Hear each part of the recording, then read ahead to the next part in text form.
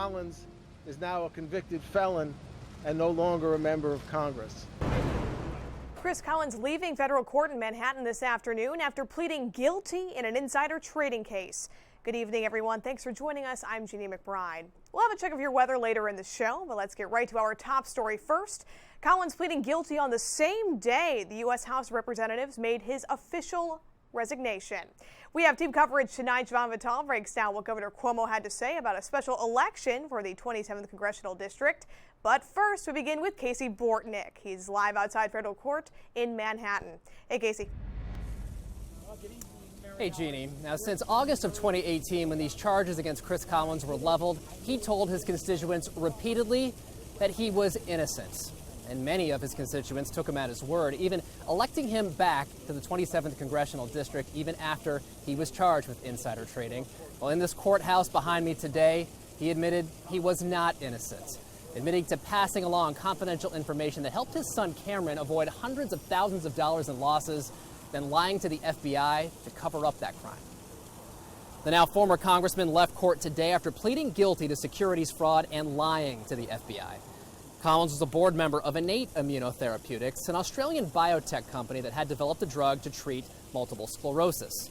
Because he was on the board and the company's largest shareholder, prosecutors say he was notified the drug failed its latest trial before that news went public.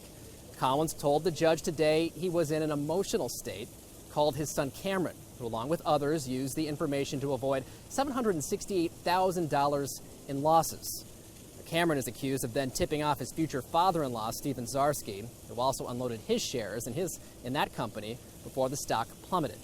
The U.S. Attorney for the Southern District spoke briefly after the change of plea hearing. By virtue of his position, Collins helped write the laws of this country, yet acted as if the law didn't apply to him. Now, both charges carry a 5-year maximum penalty in prison and 3 years probation and a $250,000 fine. Sentencing is scheduled for January 17th of next year at 2:30 p.m. Now, the judge asked Collins several times at open court if he understood what he was agreeing to plead guilty to. Collins expressed remorse, became emotional, apologized to his family for the pain that he has caused them, apologized to his son for putting him in legal jeopardy, and finally to his constituents, who he said he, quotes, let down. In Manhattan, Casey Bortnick, Spectrum News. Jeannie? All right, Casey, thank you. And continuing our team coverage here, as of this morning, Chris Collins is officially a former congressman. The U.S. House of Representatives made his resignation official, leaving the people of New York's 27th district without a representative in Congress. And how long that is depends largely on Governor Andrew Cuomo. Spectrum News Washington Bureau reporter Jovan Vitale continues our live coverage here from Washington, D.C. Jovan. Jeannie, good evening. Congressman Collins submitted his letter of resignation to House Speaker Nancy Pelosi last night, but as of this morning, that became official on the floor of the House of Representatives. What comes next now is a vacant seat, which many are eyeing in the district, but also when it comes to who's able to trigger the process, the majority of that will lie with Governor Cuomo. The House will be in order. The chair lays before the House of Communication. In the span of about 30 seconds Tuesday morning, Congressman Chris Collins became a former member. The Honorable the Speaker, House of Representatives, Madam, I hereby submit my resignation effective immediately, September 30th, 2019, as United States Representative of the 27th District of New York. Attached is a letter I submitted to the Secretary of the New York State. Signed sincerely, Chris Collins. The congressional seat is officially vacant, and more than 700,000 New Yorkers are left without a voice in the House.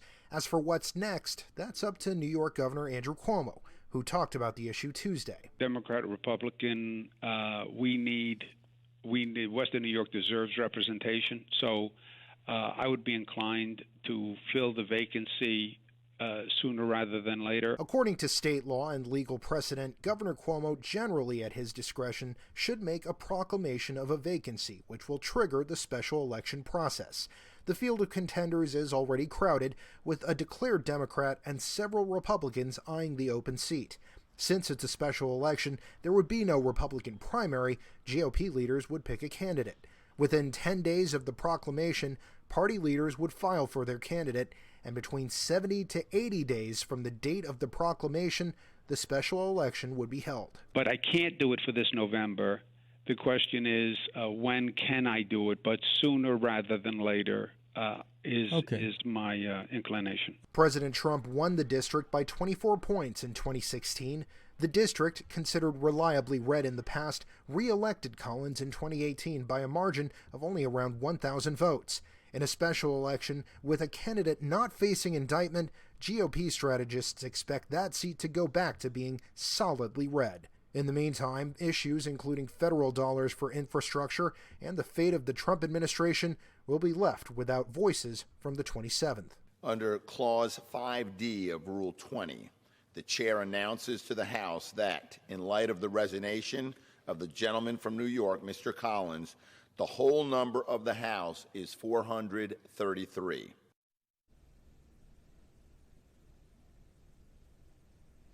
Jeannie, the governor didn't indicate explicitly when this would happen, this special election, if he were to call it and issue that proclamation. Of course, this is something we're going to be following very closely, not just in state, but also from here in Washington. Definitely, and this is just the beginning. All right, Javon Vitale in Washington, D.C., thank you very much.